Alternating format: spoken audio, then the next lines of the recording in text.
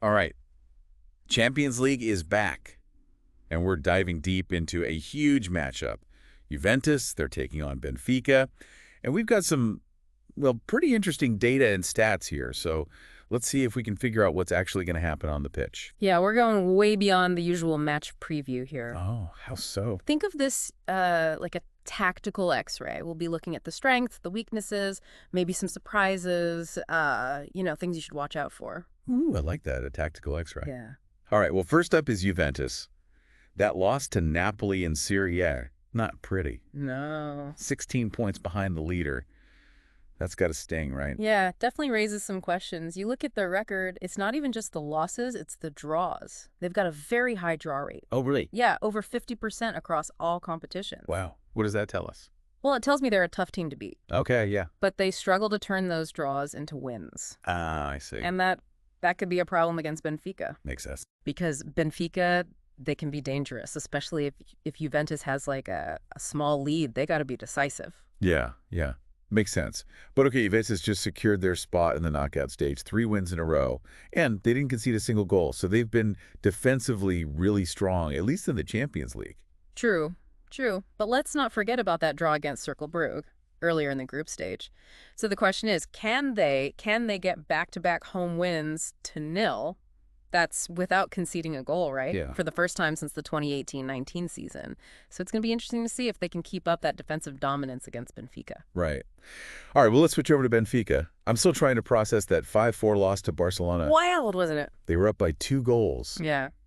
How do you even wrap your head around a game like that? Well, it shows you their attack is strong. Okay, yeah. But their defense, not so much. I see. They live and die by the sword. And that loss puts them in a tough spot, only 2 points ahead of Manchester City at the bottom of the group. Yikes, yeah. And their recent form hasn't been great either. I mean, just 1 win out of their last 5 Champions League matches. And then there's that 3-1 loss to Casapia.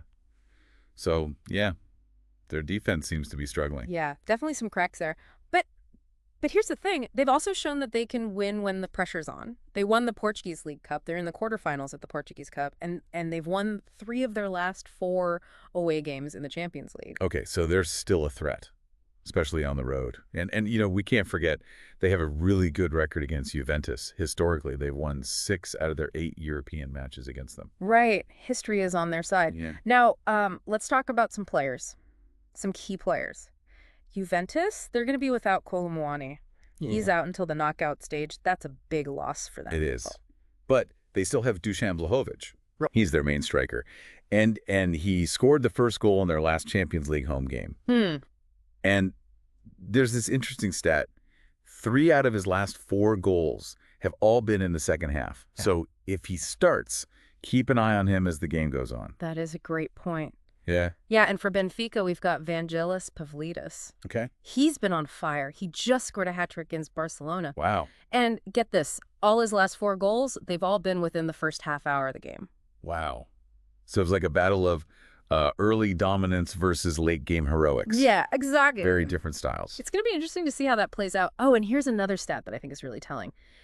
In 6 of Benfica's last 7 matches, at least 2 goals have been scored before halftime. Whoa. So you're saying this could be a goal fest? Potentially. Right. Especially in the first half. So let's put it all together. You've got Juventus. They can be really strong defensively at home. Right. But they sometimes have trouble scoring. So they might be vulnerable to Benfica because, Benfica, they love to attack. And they can strike early. But we can't forget about Juventus's experience. Oh, absolutely. And their resilience. Yeah. This match has all the makings of a classic Champions League showdown. Totally agree.